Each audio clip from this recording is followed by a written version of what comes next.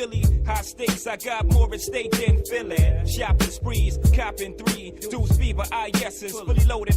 Yes, bouncing in the Lex Luger. Tire smoke like Buddha. 50 G's to the crap shooter. Niggas can't fade me. Chrome stocks beaming through my peripheral. I see you scheming. Stop dreaming. I leave your body steaming. Niggas is fiending. What's the meaning? I'm leaning on any nigga intervening with the sound of my money machining. My cup runneth over with hundreds. I'm one of the best niggas that done it. 6 digits and running. Y'all niggas don't want it. I got the Godfather flow, the Don Juan, the Marco. Swear to God, don't get it fucked up. Taking up this time to give you a piece of my mind. Cause you can't knock the hustle. But do you think you are? Baby, one day you'll be a star. That scene out of state where I drop my sling. I'm deep in the south, kicking up top game. Bouncing on the highway, switching 4 lanes. Screaming through the sunroof, money ain't a thing. The worst bid confirmed. Me and my fam roll tight like the firm. Getting down for life, it's right. You better learn why I play with fire, you burn. We get together like a choir to acquire what we desire. We do dirt like worms, produce G's like sperm. To legs spread like germs. I got extensive hoes with expensive clothes. And I sip fine wines and spit vintage flows. But y'all don't know. Yeah, cause you can't knock the hustle. But until then, they think I'm the one who's crazy. Cause that's the way you're making it be. You can't knock the hustle. I'm just trying to get mine. I don't have the time to knock the hustle for real. Yeah, y'all niggas lunching, punching the clock. My function is to make munchin', lay back munchin', sippin' Remy on the rocks. My crew, something to watch, nothing to stop. Unstoppable, scheme on the ice. I got a hot crew. Welcome back to the show.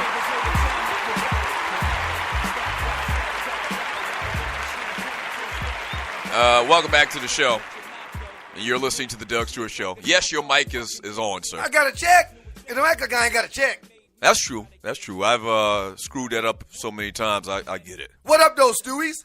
What's up, sir? How you doing? You know what it is, man. I would be a fool to complain. Hey, man. And I'm not a fool. So, you didn't do a show last week. I want to apologize about the Sam Bradford thing. I looked up the stats, and he only played 2 games. 1.5, actually. He's been injured. Played lights out that first game. Right. Had a completion percentage like 85%, but you're right. He's been out. He hasn't played. Right. So it is Keenum. Yeah. I'm going to get your thoughts about that, man. I actually posted a story that I've been talking about all day on my Twitter just now. Doug, 2 Live Stews. Go and check it out. And I'm telling you, forward it out to your friends. Like anybody that you know that's always thought about, there's no difference between the chances that black quarterbacks and white quarterbacks get. Just show them this story. So this doesn't spill into my show, man. Can we talk about this for a quick second? Go ahead. If I give you a list of names and told you to pick said quarterback, who would you take out of order? Put them in order. Okay. Matt Ryan, because he's the current Falcon quarterback. Uh-huh. Mike Vick, because he's the past Falcons quarterback. Uh-huh. Byron Leftwich, Donovan McNabb, and Alex Smith. Uh-huh. List those guys for me. Put them in a list of quarterbacks that you would choose. Just out of those. No other quarterbacks that weren't named can't be on the list. So Matt Ryan, Vick, Byron Leftwich, Donovan McNabb. Those 5. How would you order them? How would you take them? That's only 4. I'm missing one more. Alex Smith. Oh, Alex Smith. The guy we were talking about. Well, Alex Smith is definitely out. So let's just do this by process of elimination. So he's last. Yeah, he's last. I want you to order them, okay? Okay, so Alex Smith is last. Mm-hmm. Byron Leftwich is 4th. He's horrible. He was horrible. It's true. That's very true. Or average at best. Go ahead. Average at best. Go ahead. You're talking about knowing the stats that they have in their career. Just talking about the quarterbacks. Just thinking about the quarterbacks. Just take those quarterbacks and put them in the order how you would want them. That's all. Don't overthink the process. Just give me order the 5 damn quarterbacks so we can move on. Okay. Coming in at number 3, I'd put Matt Ryan. Okay. And number 2, I put Vic. Okay. And number 1, I put Donovan McNabb. Okay. All right. Yeah. All right. Now, what I did is I took into what's the word I'm looking for? I took into account.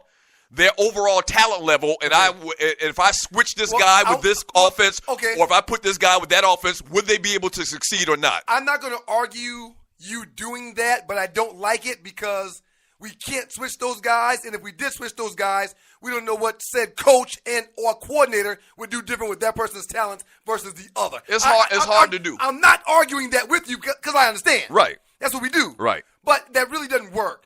So, who'd you have first? Number 1, McNabb. Yeah. McNabb, from 99 to 2011, was a 59% passer. Mm-hmm. He finished with 37,000 yards. You had him first. He's 59% passer. That's just his entire career numbers. Right. Who'd you have second? Second, I had Vic. Vic was a 56.2% passer, which is lower than McNabb, and threw for 22,000 yards in his career from 2001 to 2015. So his numbers were lower than McNabb.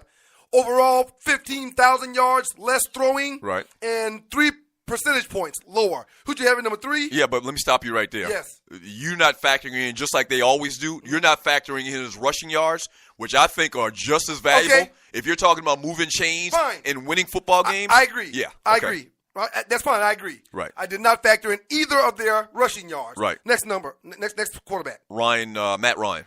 Matt Ryan, career, is a 65% passer who's thrown for 40,000 yards and 253 touchdowns. Right. So he's significantly higher than the previous two. Right. So fourth would be Leftwich, a 57.9% passer from 2003 to 2012. And last, in his career numbers, when it comes to Alex Smith, is 62.3%. This year, he's a 70% passer. I've been telling you for years, he is not a bad quarterback. You just don't like the boy. No, and not only that, he's had opportunity. The argument is he's had opportunities where black quarterbacks and dual threat quarterbacks would have been out of the league. But McNair was a 59% passer, and he had several opportunities. Mike Vick was a 56% passer. He had 4 teams where he had opportunity. You put certain guys in a box, and that's it. You don't care about their body of work. And Alex Smith busted his ass in college to make his team be undefeated and should have had a chance at a national championship. And every place he's been way above average as a quarterback, and he's been with some bad teams. Alex Smith sucked the majority of the beginning of his career. Let me stop you right there. I told you his career numbers, not this season. Let me ask you a question. He's a 62% passer, his career numbers, which is all of their career numbers. He's higher than all of them. Let me ask you a question. Other than Matt Ryan. Let me ask you a question. I'm listening. Alex Smith, based on how he was viewed as a quarterback, everybody thought Alex Smith sucked.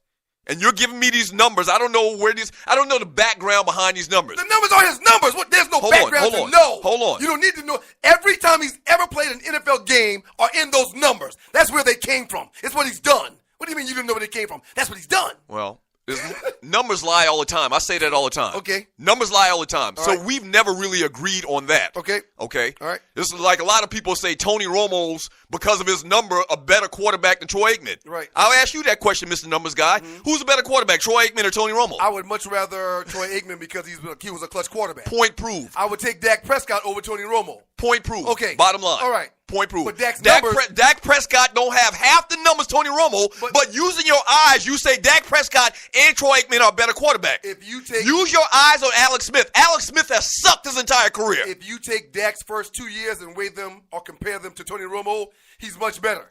If you take Dak's first 2 years, because I've done this already with Cowboys fans. Right. You take Dak's first 2 years, his numbers were better than Troy Aikman. Okay. The point I wanted to make to you, and this is a classic Two Live Stews argument. Right. And you're listening to the Doug Stewart Show. You just put some guys in a box. And when I heard you trashing Alex Smith, a guy that's doing an incredible job this year, and he's done one his entire career. Here's what the question comes down to. All right. And you're listening to the Doug Stewart Show. I know what this is going back to, and I agree with you right. totally.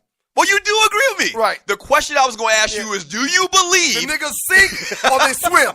Right. Off one viewing. Right. Off one shot, they sink or swim. The point of this entire story and this discussion is that if Mike Vick, that if any black quarterback you can name, You said Tyrod Taylor. Stay right there. Tyrod Taylor, Stay right anybody, there. Right. had struggled as mightily as Alex Smith did in his first couple of years, would they have continued to have an opportunity to start and keep a job in the NFL? The answer is no. But I have a study right here in front of me on this story that says that as plain as day. I just want you to understand that. That's all I'm saying. I just want you to understand that Alex Smith, the struggles that you are screaming from the rooftop about, they never existed. Oh, that's not true. Yeah, that's all I want to say.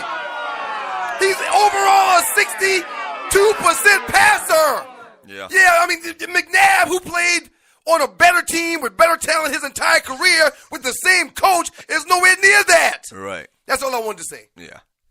I hear you, man. So what's coming up today on the Ryan Stewart Show, sir? Hey, man, my wife was gone for 10 days in South Africa. Oh, I got to hear about that. Oh, boy. I mean, what do you want to hear about? Her South African trip? No. Well, I want you to save it for your show. Oh, you want to hear about the 10 days with the churn? I want to hear about both. Absolutely amazing, man. Now you do. Absolutely Let me say this. Let me say this. Yes. Let me say this. Yes, I'm listening.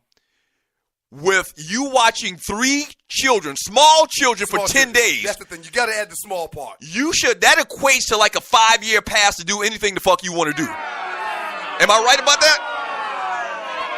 Like, I guess anytime a guy trip come along, Right. anytime you want to go play golf, you should not hear one word of back talk. I'm blessed, man, because I got an old lady that don't stress me when it comes to that stuff. So I can play golf. She knows about it. I don't lie about playing golf. And when golf trips pop up, 3 or 4 times a year, if the finances say I can go, then she'll out. There's no problem. Right. She don't trip.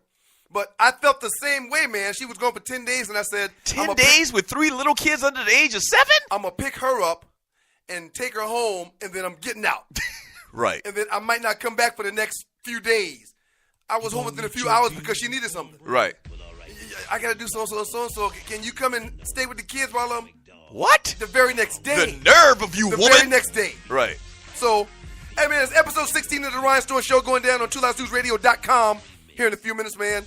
It's the 16th show, and it's titled, I Tried to Tell You. Oh, here come the Georgia Bulldog. I tried to tell you. But, oh, no. Nobody want to listen to the old CTE head, Ryan Stewart. Wow. He don't know what he's talking about. He's just hating. But you said this 5 weeks in a row. What about the other 5 weeks when you were wrong about Georgia? But I wasn't wrong about them the other 5 weeks. They said they didn't play anybody. I wasn't wrong about them. Oh, okay. They didn't play anybody. The minute they meet somebody that got a little bit of testicle meat hanging out their jockstrap, they can't do nothing with it. They can't do nothing with it. That was too much information, man. That was TMI. I don't believe that was. Can we delete that part of the show? No, it's a wrap. Hey, so what else you got? Yeah, man. We'll talk about that. We'll talk about the playoff rankings, which I loved and hated at the same time. Falcons get a huge win versus Dallas, and we'll finish talking about the NBA, man, because I'm just blown away with what's going on in the East and in the West so far this season. That's right. The Ryan Stewart Show coming up at 1 p.m. Eastern Time in about 5 minutes. Don't go away. Or you're actually going to have to go away, but then come back to the Ryan Stewart Show on TwoLivesNewsRadio.com. Shout out to Waterhead, Walter Poe, Politic, and Dwayne Passan, Gerald Oliveri, engineers to the show. Brandon Butler, the consultant. That whole testicle thing, can we... We can make sure that's not podcasted, right? John G, the web guy. Yeah, and especially to all of the Stewies, man. Without you, there is no me.